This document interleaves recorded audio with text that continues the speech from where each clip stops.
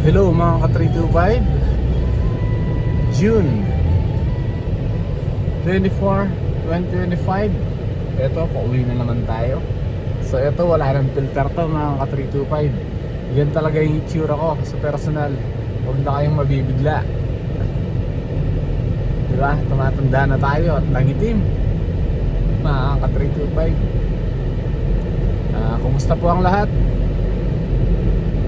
Siyempre, sana nasa mabuti kayong kalagayan. Kung mapapansin nyo, pauwi na po tayo ngayon galing sa trabaho. At ganun pa rin, sabi ko nga, yung pangarap natin is tuloy-tuloy lang, di ba? Huwag tayong susuko kahit nakakapagod. Gusto ko lang magpakatotoo sa inyo. Ito talaga yung itsura ko. Kasi dun sa isang phone may filter. Ito walang filter. Ayan, no? Kumbaga yan ang kulay ko, para hindi po natin dayain ng mga tao kung talagang sino tayo. Isang simpleng mamamayan lang po tayo na nagkikipagtrabaho, na may pangarap na gustong abutin. Then sa mga ilalabas kong video is ganyang itsura na po ang ipapakita ko sa inyo. Hindi ko na po ipipilter mga ka-325. Kung sino ako o kung anong update sa akin is yun na po yun mga ka-325. Gusto ko lang magpakatotoo sa inyo, diba? Kasi dun sa dati kong phone is maputi, diba? Pero dati naman ako maputi. Pero ngayon ay hindi na, diba? Siyempre tumanda tayo, tapos laging nabibilad, diba? So kaya ganyan talaga yung itsura natin. So ganun pa man, kahit ganyan tayo is tuloy-tuloy pa rin tayo sa ating mga pangarap sa buhay mga 325. Although nakakapagod talaga. Biruin nyo, 2 years na po akong nagbablog. 2 years and 1 month for today. Kasi April 24 ako nag-umpisa, 2023. So ngayon, June 24, 2025 is almost 2 years and 1 month na tayo. Sana patuloy niyo po akong suportahan sa aking mga pag-vlog. Simula ngayon is gagawa tayo ng content na maayos, dahil si Commander is nireguluhan tayo ng medyo maganda-gandang camera. Kaya ganyan ang gagawin natin ngayon. Walang filter. Kumbaga kung sino talaga tayo is yun na yun. And then yung plataforma pa rin mga ka-325. Pag sinuwerte-swerte tayo sa pag-vlog, sabi ko is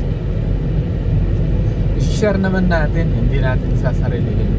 Pero this time is syempre gusto ko munang tulungan talaga yung sarili ko. Sa totoo lang, nakakapagod talagang mag-vlog. Totoo po yun, nakakapagod mag-vlog. Hindi po talaga biro ang yung pagbablog. Isa siyang trabaho. Dahil tayo ay sumasideline at gusto talagang ma-achieve yung ating pinapangarap, is syempre magtsatsaga pa rin tayo, diba? Malay natin iswertein tayo sa buhay at makuha natin ito, wala naman mawawala. Magiging prank lang po ako sa inyo na pangarap ko talagang maging vlogger mga ka-325, diba? Kasi dito is talagang may future din, lalo na monetize yung ating channel, diba? Gusto kong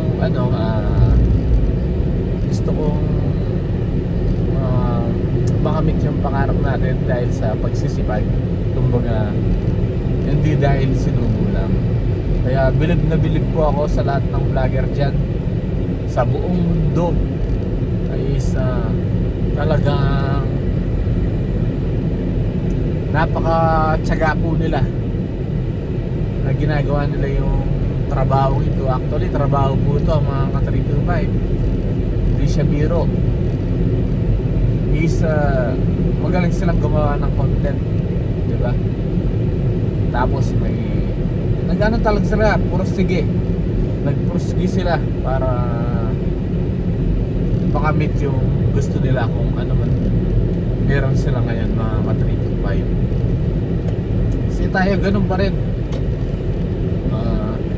Simpleng buhay, di ba? Hindi tayo mayaman, nakakaraos naman araw-araw kahit papaano dahil nagtatrabaho tayo, nagtatrabaho din si Mrs. Di ba? Kumbaga, sinyatsigaran namin yung yung kung anong meron kami ngayon. Kaya sa lahat po ng nangangarap dyan, so po tayong susuko, di ba? Kung kami nga is nakakayanan namin na makaraos araw-araw kahit maraming bayarin, mga ka-325 is kaya nyo din yun basta may pangarap lang kayo. Kumbaga bigyan nyo lang ng aksyon mga ka-325. Kasi kung hindi nyo bibigyan ng aksyon is magiging pangarap na lang siya. So dapat is yung ano lang, maging seryoso lang kayo sa buhay. Kung siyempre may kanya-kanya tayong diskarte para makamit yun. Pero alam ko bawat isa sa atin na ay puno ng pangarap. Naniniwala po ako doon mga ka-325. Kumbaga tayong lahat ay may kakayahang magsipag, may kakayahang kanya-kanyang sa sarili natin na abilidad na kailangang gawin. Iba-iba lang tayo ng paraan, pero alam ko may mga pangarap tayong kailangang abutin habang tayo ay nabubuhay. Sabi niya, habang may buhay may pag-asa, diba? Then tulad nito is kayo pa rin ang kumokontrol ng mga buhay ninyo mga ka-325, hindi ibang tao. Although support sila, siyempre sumusuporta sila sa lahat ng gagawin ninyo, pero ang pagdadrive at paggawa at pagtupad ng pangarap is kayo din. Desisyon nyo pa rin yun mga ka-325, hindi desisyon ng iba, diba? Ako is piece of advice lang yung lagi ko sinasabi na kahit maraming problema sa mundo, di ba?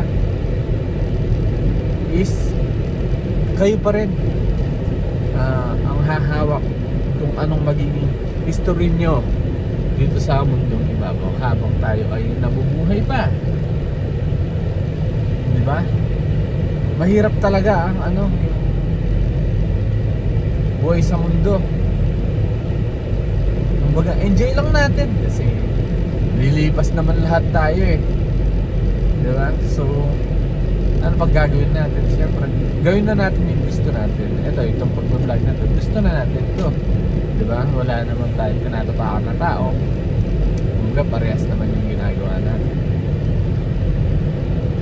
Yun lang, sana ganun din kayo na tayo is lang talaga is nag-i-inspire ng tao tulad niya nitong mga pangarap natin is itutuloy-tuloy natin mga ka-325. Napakasarap mangarap sa mundo ibabaw, diba? Sabi nga nila, marami kang makikilala sa buong mundo, marami kang makakasalamuha. Kumbaga sila is gagawin mo silang guide patungo dun sa pangarap mo mga ka-325. Kumbaga tuloy-tuloy lang, sabi ko nga, diba? Kahit maraming nangyayari sa buong mundo is dapat ikaw mismo sa sarili mo is nag-i-enjoy ka mga ka-325. Pero syempre ilulugar mo rin ang lahat-lahat.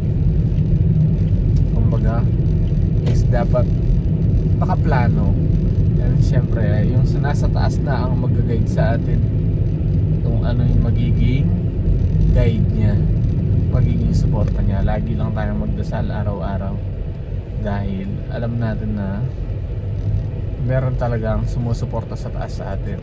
Siyempre si Lord Jesus Christ ang sumusuporta sa atin sa lahat ng lagi. Siyempre pangalawa yung family natin, pangatlo yung mga taong nakakasalamuhan natin at sumusuporta sa atin. Ganun yun mga ka-325, diba? Yan, tulad yan na alam ko is tayong lahat may kanya-kanyang ginagawa, diba? Pero yung ginagawa mo na yun, para saan ba? Diba? May direction ba? Yung inaano lang natin naman ngayon is yung dapat may direction lahat. Bawat kilos natin sa mundong ibabaw dapat may direction. Hindi dapat tayo yung bahala na si Batman. Hindi totoo yun. Sabi nga, napakaswerte mo kung sinusubo lahat sa'yo. Lahat ng pangarap mo sinusubo. Pero siyempre kaakibat nun is yung decision mo pa rin. Kahit sinusubo na sa'yo is ano bang decision mo? Kukunin mo ba yun? Ikaw pa rin yung magdidesisyon kasi dun mga ka-325 eh. Hindi naman sila, ino-offer lang sa'yo. Pero yung last decision kung anong magiging resulta para sa magbago yung buhay mo is ikaw pa rin mga ka-325. Diba? Napaka lawakan lang natin yung pag-iisip natin.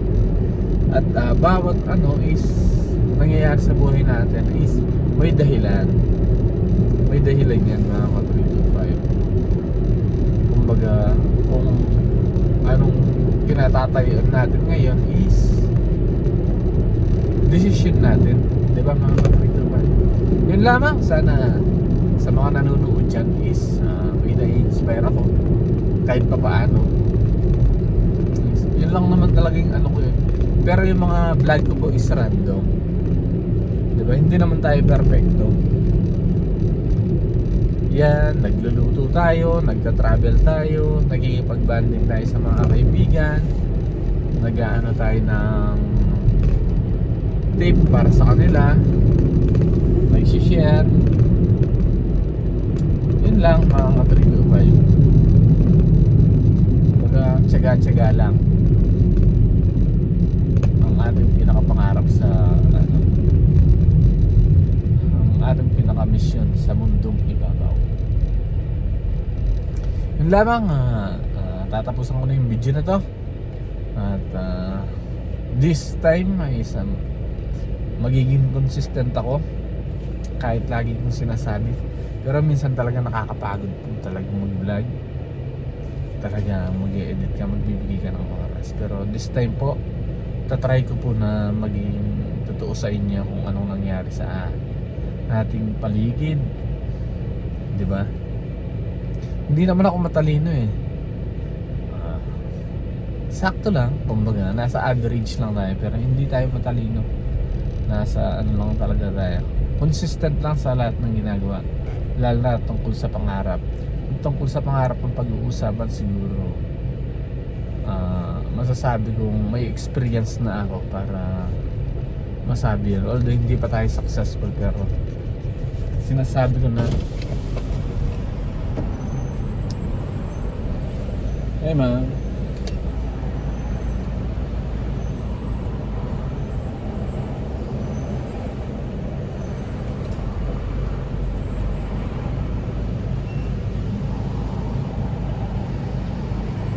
ayun, nire-read pa ang RFID. Tama.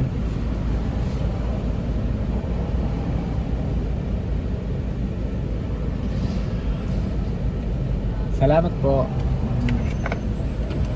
At ayun, inano yung RFID natin, niread. Ganun lang mga ka-325. Napakasimple ng buhay. Enjoy lang natin. Yun, tatapusin ko na pala yung video. Hindi nga matapos-tapos. Nag-iisip lang ako ng magandang ending kasi wala tayong script mga ka-325. kumbaga kung ano yung nasa isip lang natin is yun yung sinasabi natin. Yun lang, sabi nga lahat ng pangarap natin is hindi nakukuha sa mabilisan.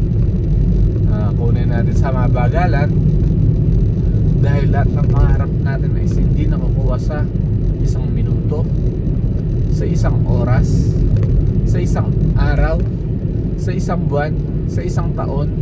3 to 5 years from now, mga ka 3 to 5,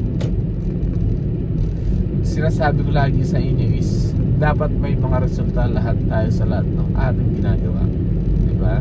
Kung asan man pang kayong lugar ngayon is mag-ingat-ingat po tayo, lalo sa mga OFW natin dyan is ingat po and bye bye.